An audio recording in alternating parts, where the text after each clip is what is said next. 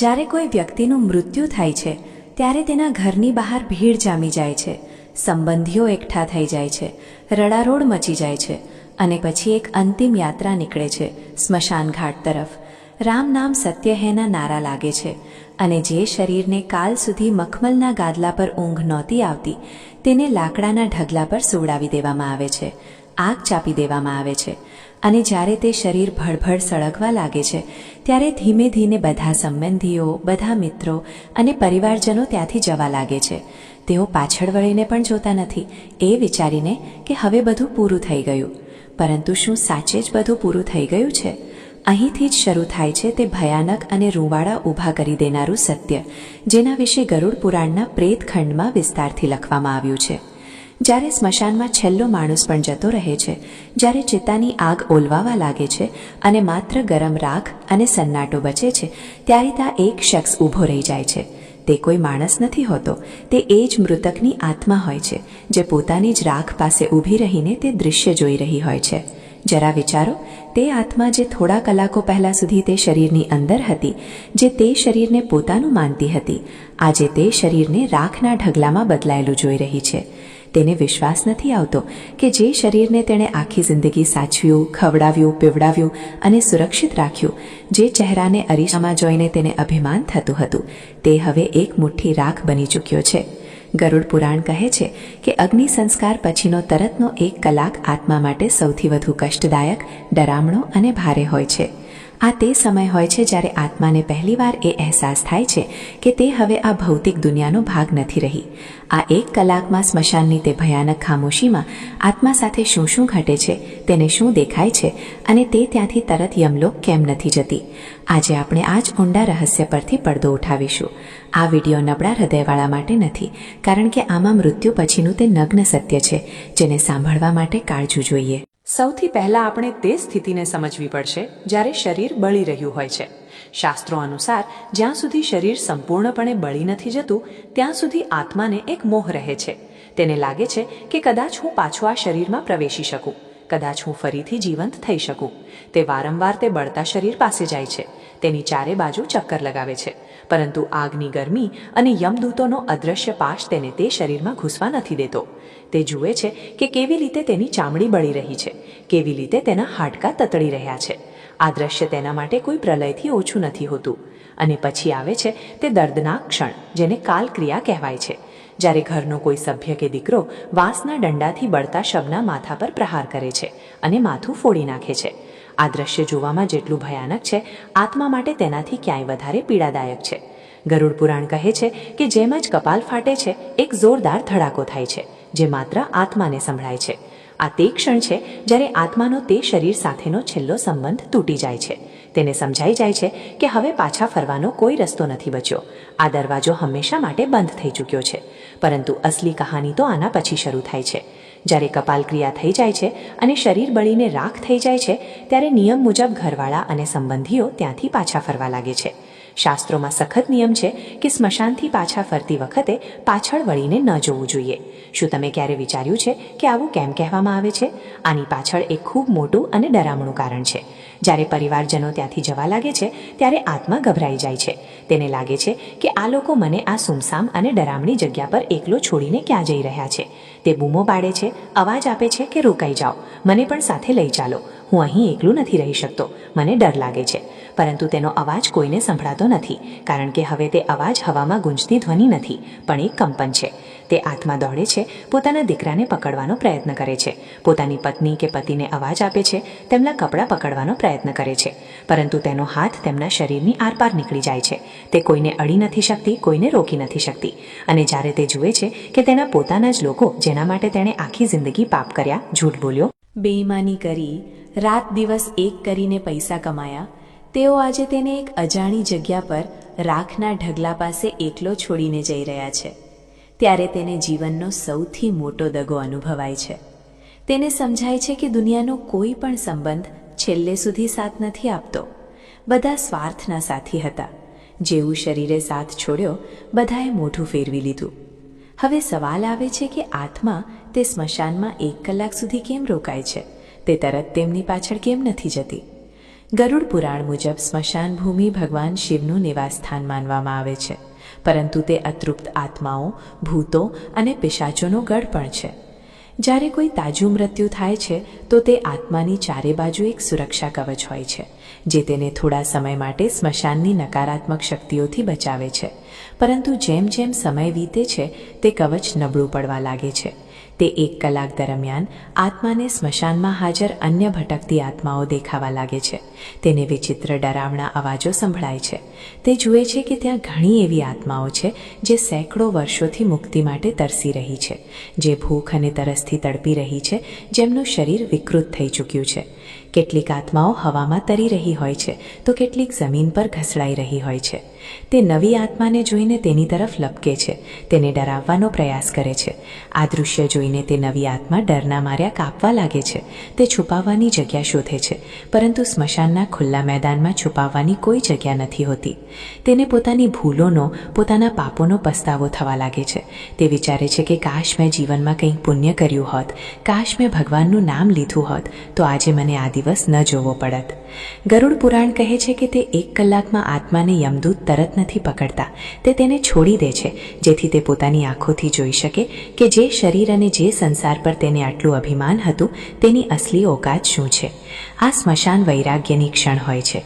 આત્માને એ અહેસાસ અપાવવા માટે કે તે શું ગુમાવ્યું છે અને શું મેળવ્યું છે તેને ત્યાં રોકાવવું પડે છે. તે સમયે આત્માને એક ખૂબ જ વિચિત્ર અનુભવ થાય છે. તેને સમયનું જ્ઞાન નથી રહેતું. જે આપણા માટે 1 કલાક છે તે આત્મા માટે કેટલાય દિવસો બરાબર લાગે છે. તે એકલતામાં, તે સન્નાટામાં તેને પોતાના જીવનની રીલ દેખાવા લાગે છે. ગરુડ પુરાણાને જીવન સમીક્ષા કહે છે. બાળપણથી લઈને જુવાની સુધી અને જુવાનીથી લઈને ઘડપણ સુધી તેણે જે પણ કર્મ કર્યા, ભલે તે બંધ રૂમમાં કર્યા હોય કે બધાની સામે, બધું જ તેની આંખો સામે તરવા લાગે છે.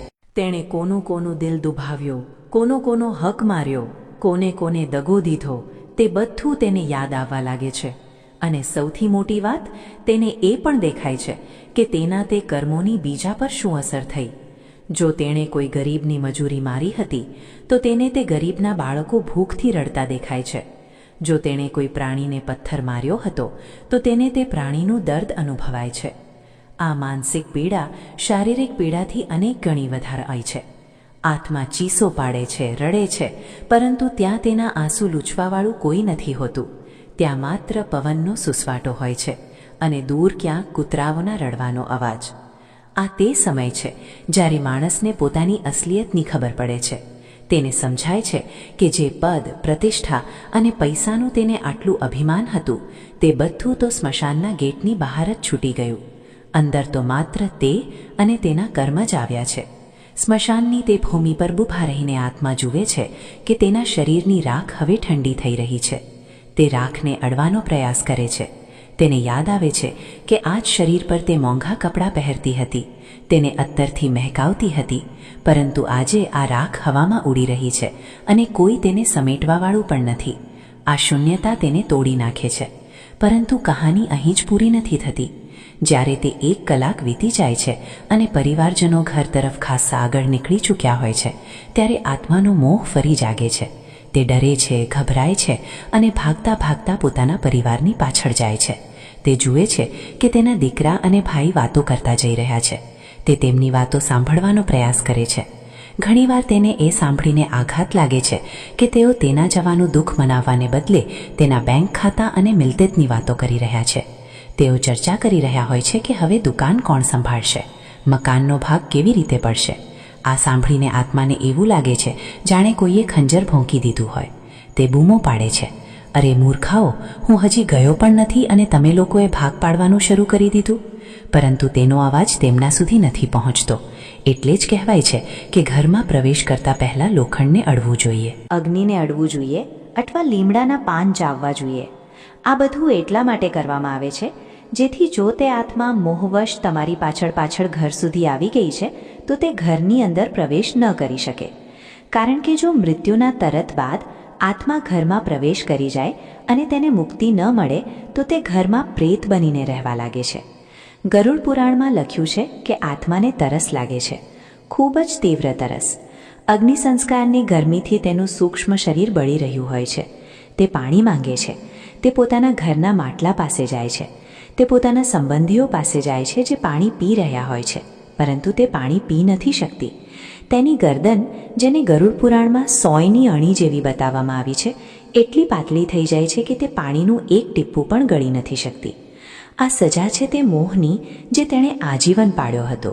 તેને ભૂખ લાગે છે, તે પોતાના ઘરના રસોડામાં જાય છે જ્યાં તેનું મનપસંદ ખાવાનું બનતું હતું, પરંતુ તે તેને ખાઈ નથી શકતી.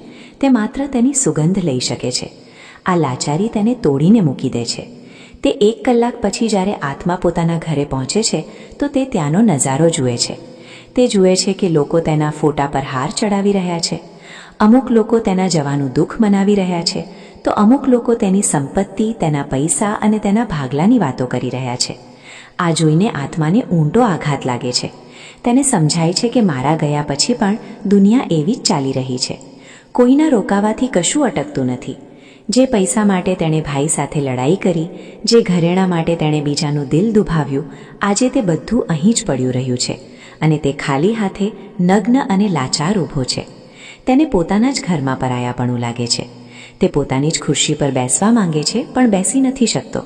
તે પોતાના બાળકોના માથે હાથ મૂકવા માંગે છે પણ મૂકી નથી શકતો.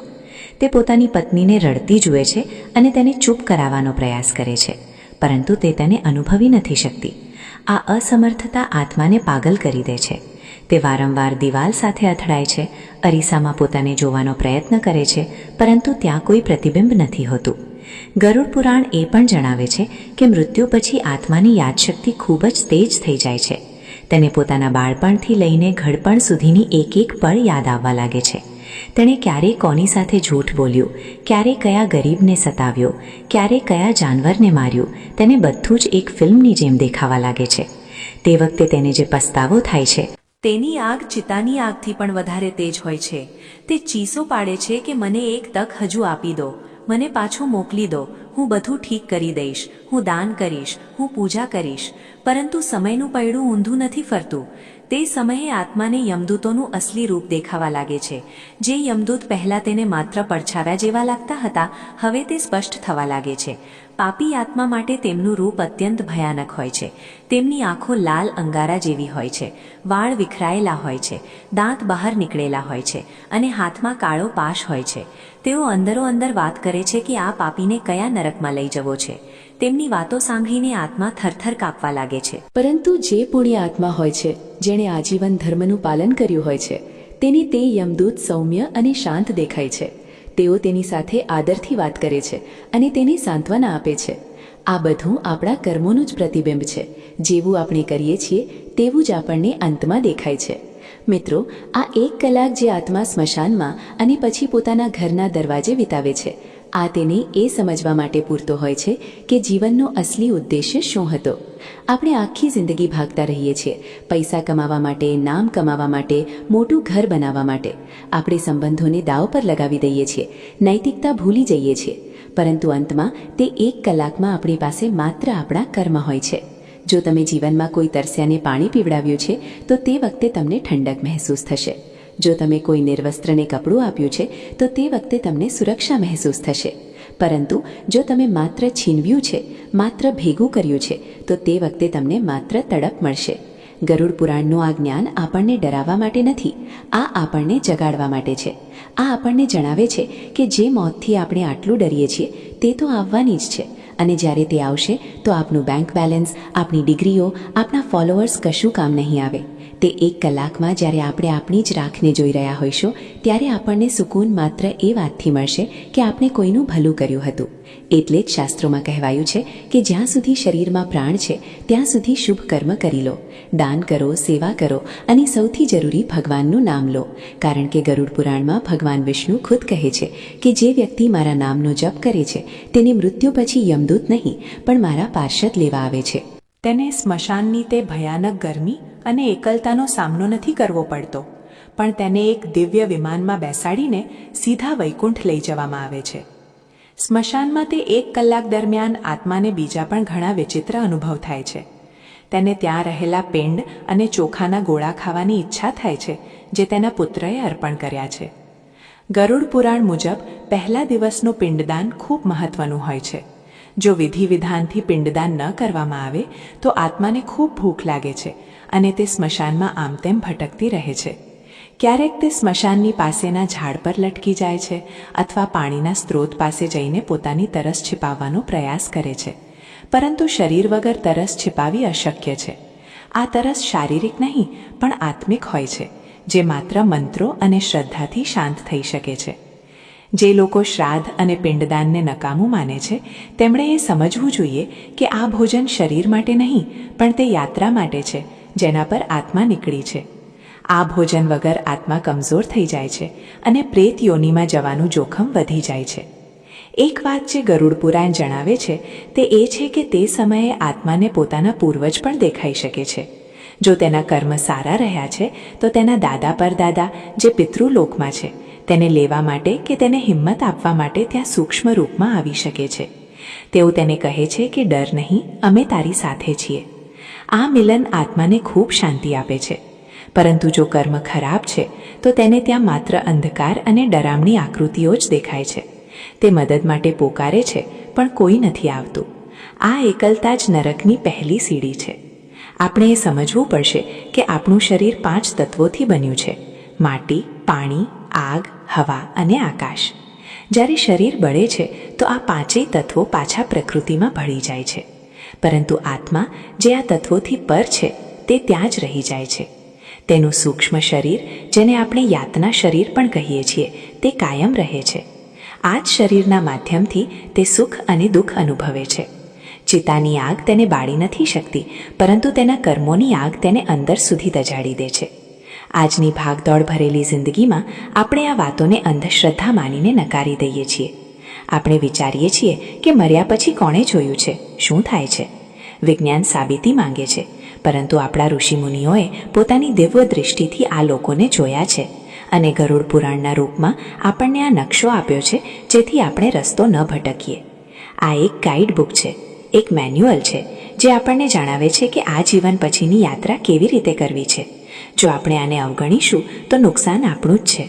જેમ કોઈ અજાણ્યા દેશમાં જતા પહેલાં આપણે ત્યાંના નકશા અને નિયમોને સમજીએ છીએ, તેમજ મૃત્યુ પછીની દુનિયાને સમજવી પણ જરૂરી છે. ગરુડ પુરાણમાં એ પણ જણાવવામાં આવ્યું છે કે જે લોકોનું અકાળ મૃત્યુ થાય છે, એટલે કે જે સમય પહેલાં દુર્ઘટના, આત્મહત્યા, હત્યા કે કોઈ મહામારીના કારણે મરી જાય છે, તેમની સ્થિતિ તે 1 કલાકમાં હજુ વધારે દર્દનાક હોય છે. તેમને સમજાતું જ નથી કે તેમની સાથે શું થયું. તેઓ તોતાના કપાયેલા, ચીરાયેલા કે બળેલા ભેહને જોઈને હજુ વધારે ડરી જાય છે. તેમનો મોહ હજુ વધારે ઊંડો હોય છે, કારણ કે તેમની ઈચ્છાઓ હજી અધૂરી હોય છે. તેમનું જીવનચક્ર પૂરું નથી થયું હતું. આવા સમયે તેમના માટે પિંડદાન, તર્પણ અને નારાયણ બલિ જેવી પૂજા હજુ વધારે જરૂરી થઈ જાય છે. જો તમારા પરિવારમાં કે ઓળખીતામાં કોઈનું આવું મૃત્યુ થયું હોય તો તેમના નામથી વિશેષ પૂજા કે દાન જરૂર કરવું જોઈએ, જેથી તે 1 કલાકની તડપથી તેમને થોડી રાહત મળી શકે અને તેઓ પ્રેત યોનિમાં ન ભટકે. તો મિત્રો, આજે રાત્રે જ્યારે તમે સૂવા જાઓ તો એકવાર વિચારજો જરૂર કે જો કાલે મારી આંખ ન ખુલે અને હું તે સ્મશાનમાં પોતાની રાખ પાસે ઊભો રહું તો મારી પાસે ખુશ થવા માટે શું હશે? શું મારી પાસે કોઈ એવું કર્મ છે જેને જોઈને હું કહી શકું કે હા, મારું જીવન સફળ હતું? જો જવાબ ના છે તો હજુ પણ મોડું નથી થયું. શ્વાસ ચાલી રહ્યા છે, મતલબ મોકો બાકી છે. આજથી જ, અત્યારથી જ પોતાના જીવનની દિશા બદલી નાખો. નફરત છોડો, પ્રેમ વહેંચો. લાલચ છોડો, દાન કરો. અને અહંકાર છોડો, ભક્તિ કરો. પોતાના માતા પિતાની સેવા કરો, કારણ કે ગરુડ પુરાણ કહે છે કે જે પોતાના માતા પિતાને દુઃખ આપે છે તેને યમલોકના માર્ગમાં આગ પર ચાલવું પડે છે. જે પારકી સ્ત્રી પર ખરાબ નજર નાખે છે તેની આંખોમાં લોખંડના સળિયા નાખવામાં આવે છે. જે દગાથી ધન કમાય છે તેને ત્યાં સાપ વેચીઓની વચ્ચે રહેવું પડે છે. આ બધું રૂપક નથી, આ તે સત્ય છે જેનો સામનો આપણે કરવાનો છે, કારણ કે અંતમાં તે 1 કલાકમાં માત્ર આ જ કામ આવશે. બાકી બધું અહીંનું અહીં રાખના ઢગલામાં મળી જશે. તમારા મોટા મકાન, તમારી ગાડીઓ, તમારા ઘરેણાં બધું બીજા લોકો લઈ લેશે. તમારું શરીર પણ તમારી પાસેથી છીનવી લેવામાં આવશે. તમારી પાસે બચશે તો કેવળ તમારો સ્વભાવ અને તમારા કર્મ. જો આજની આ જાણકારી, આ સત્ય તમારા દિલ સુધી પહોંચ્યું હોય તો આને માત્ર એક વિડીયો સમજીને ભૂલી ન જતા. આ એક ચેતવણી છે, એક સંકેત છે. આને પોતાના જીવનમાં ઉતારો અને જો તમે ઈચ્છતા હોવ કે તમારા પૂર્વજોને તમારા પિતૃઓને શાંતિ મળે તો કમેન્ટમાં પૂરી શ્રદ્ધા સાથે ઓમ નમો નારાયણ અથવા ઓમ શાંતિ જરૂર લખો. આ નાનકડો મંત્ર તે ભટકતી આત્માઓ સુધી એક સકારાત્મક ઉર્જા પહોંચાડી શકે છે અને આ સત્યને તમારા મિત્રો અને પરિવાર સાથે જરૂર વહેંચો, જેથી તેઓ પણ આ અજ્ઞાનની ઊંઘમાંથી જાગી શકે. યાદ રાખો, મોત અંતિમ સત્ય છે, પણ કર્મ મોતથી પણ મોટું સત્ય છે. આપણે અવારનવાર મોતથી ડરીએ છીએ, પણ આપણે ડરવું જોઈએ તે જીવનથી જે આપણે વ્યર્થ ગુમાવી દીધું. આપણે ડરવું જોઈએ તે આંસુઓથી જે આપણી વજહથી કોઈની આંખોમાં આવ્યા. આપણે ડરવું જોઈએ તે વિશ્વાસથી જે આપણે તોડ્યો, કારણ કે આ જ તે વસ્તુઓ છે જે સ્મશાનમાં આપણી સામે ઊભી હશે. અંતમાં હું બસ એટલું કહેવા માંગીશ કે જીવન એક સરાય છે. આપણે સૌ અહીં મુસાફિર છીએ. કોઈ જલ્દી જતું રહેશે, કોઈ મોડું, પરંતુ જવું બધાએ તે જ સ્મશાનમાં છે, તે જ રાખમાં મળવાનું છે. તો કેમ ન આપણે આ સફરને એટલી સુંદર બનાવીએ કે જ્યારે આપણે જઈએ તો લોકો આપણા માટે રડે નહીં કે આપણી બુરાઈ કરે. કેમ ન આપણે એટલા પુણ્ય કમાઈ લઈએ કે જ્યારે આપણે તે સ્મશાનમાં એટલા ઊભા હોઈએ તો આપણને ડર ન લાગે, પણ એક સંતોષ હોય કે મેં મારું જીવન સાચી રીતે જીવ્યું. અને જ્યારે યમદૂત આવે તો આપણે મુસ્કુરાતા મુસ્કુરાતા તેમની સાથે ચાલી નીકળીએ એક નવી અને બહેતર યાત્રાની ઓર. આ વિડીયોને જોયા પછી કદાચ તમારા મનમાં અનેક સવાલો ઉઠ્યા હશે, કદાચ તમને ડર પણ લાગ્યો હશે, પરંતુ આ ડર સારો છે જો આ તમને ખોટા કામ કરતા રોકે છે. આ ડર એક રક્ષક છે જે તમને પતનના રસ્તે જવાથી બચાવે છે. તો મિત્રો, આ જ્ઞાનને પોતાના સુધી સીમિત ન રાખતા આને ફેલાવો, કારણ કે જ્ઞાન વહેંચવાથી વધે છે. આગલા વિડીયોમાં આપણે વાત કરીશું એક બીજા આવા જ રહસ્ય વિશે જે તમારી વિચારસરણીને હલાવીને રાખી દેશે. ત્યાં સુધી પોતાના કર્મો પર ધ્યાન આપો, પોતાના માતા પિતાની સેવા કરો અને પ્રભુનું સ્મરણ કરતા રહો.